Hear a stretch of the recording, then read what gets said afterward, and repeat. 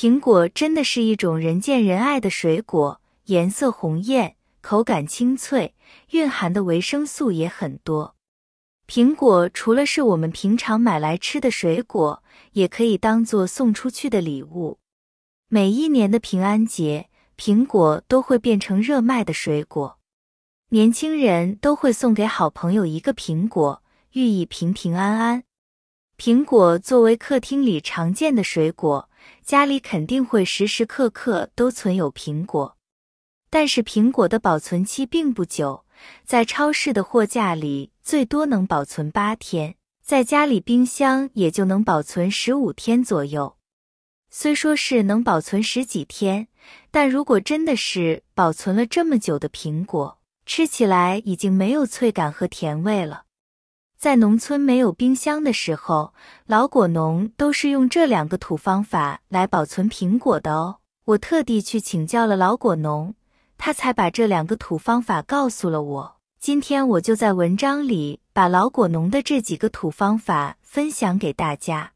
简单好用，苹果放3个月都依然脆香甜。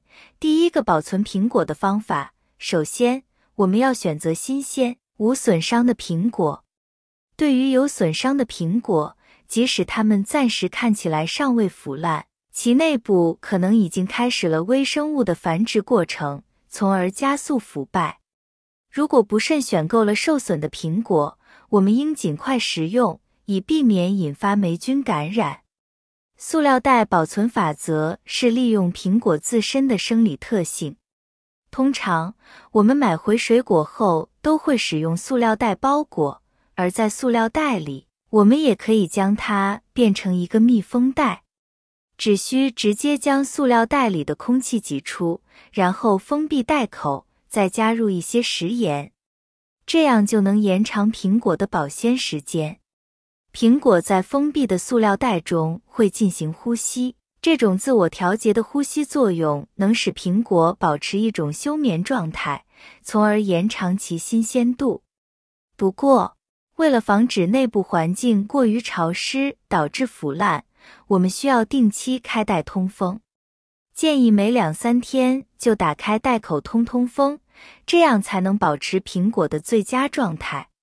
第二个保存苹果方法，纸箱保存。苹果买回家之后，用纸巾或者布条擦拭干净，不要用水清洗，避免苹果的表面有水分残留，影响保存的效果。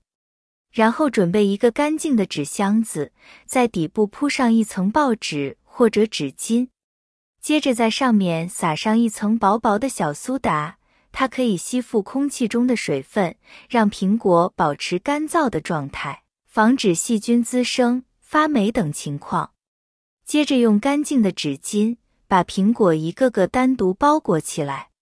最后，把苹果一个个放进铺了小苏打粉的纸箱里面。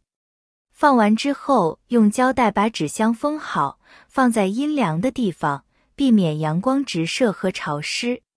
这样，保存苹果至少几个月都不会坏。第3个苹果保存法也是相当有趣，就是高度白酒保存法。在一个干净的容器底部铺上一层白酒，然后把苹果放上去，只需注意不要让苹果直接接触到酒，这样就不容易影响口感。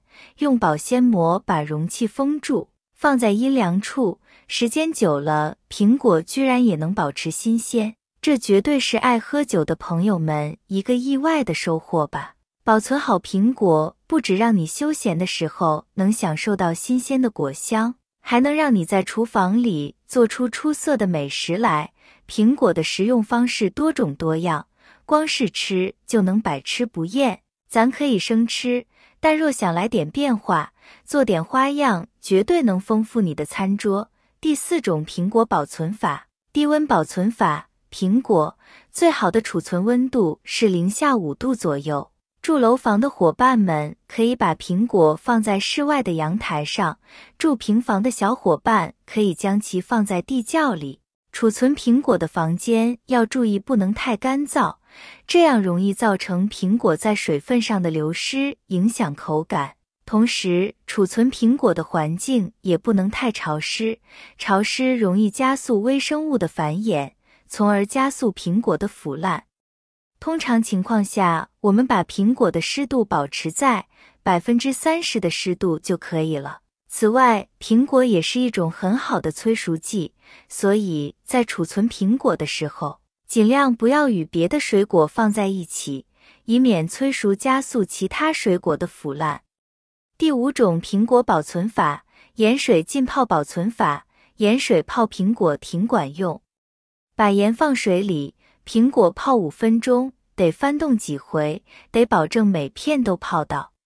泡完晾干或擦干，用纸巾或保鲜膜包好，放在阴凉干燥的地方。小区大妈教的法子，我试了，效果真不错。盐水能杀菌消毒，让苹果在无菌状态下保质期更长。不过，得用没坏损的苹果才行。苹果保存的咋样，跟最初怎么挑苹果有很大关系。苹果本身有伤口，保存起来挺麻烦的。我以前为了便宜，买过一些有点磕碰的苹果，试了不少保存法子，都不太管用。所以，保存苹果前，先得挑那些皮光滑、没伤的苹果，这样才能保证保存能成功。很多水果在成熟的过程中，都会释放大量的乙烯，而乙烯最重要的作用之一，就是可以催熟水果。因为这种气体安全无害，所以很多果农都会采用乙烯催熟水果的方式。比如水果、木瓜、香蕉等这一类水果就会放出乙烯，跟其他水果一起密闭摆放时，就会加快水果的成熟时间。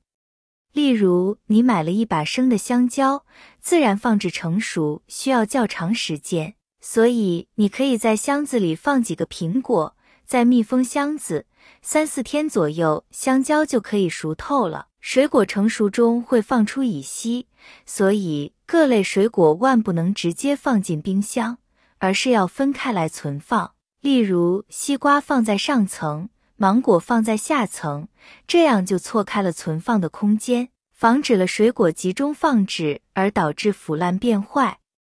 另外，坏掉的水果也会放出大量的乙烯。如果一袋水果里有一个坏掉的，就要及时挑出来丢掉，避免影响到其他水果。看到这里，大家学会了吗？估计很多人都没有想到，保存苹果还有这么多技巧和方法吧？其实在我们的生活中，还有着很多这样的小妙招，只是我们没有注意到而已。如果你也喜欢这样的小妙招，那就关注我吧。每天都会在这里和大家分享有趣的生活小妙招和美食。感谢大家的支持和鼓励，谢谢大家了。我们明天视频再见。